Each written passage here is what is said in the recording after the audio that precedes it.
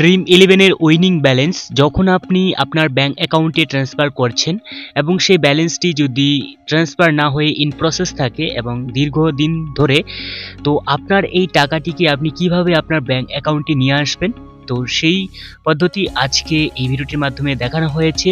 তো কিভাবে আপনি আবেদন করবেন ড্রিম ইলেভেনের কাছে।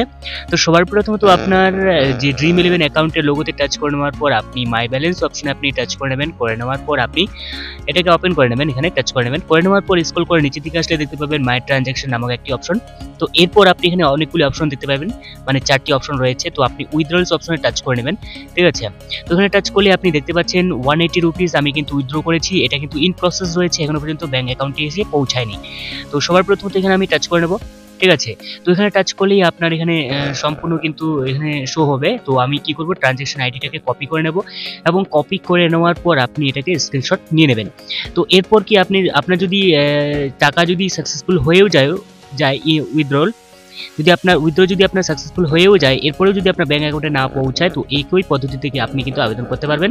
তো স্ক্রল করে নিচের দিকে আসলে দেখতে পাবেন হেল্প অ্যান্ড সাপোর্ট, আপনি এই অপশনে টাচ করবেন। করে নেওয়ার পর আপনি নিচের দিকে আসবেন স্ক্রল করে, ঠিক আছে। তো স্ক্রল করে নিচের দিকে আসবেন, ব্রাউজ মোড অপশন টাচ করবেন। করে নেওয়ার পর এখানে কিন্তু আপনাকে সাইন ইন করে নিতে হবে। সাইন ইন যে অপশন দেখতে পাচ্ছেন কর্নারে, আপনি যে ইমেল দিয়ে এবং মোবাইল নাম্বার দিয়ে আপনি ড্রিম ইলেভেন ওপেন করছেন সেটা কিন্তু আপনাকে দিতে হবে।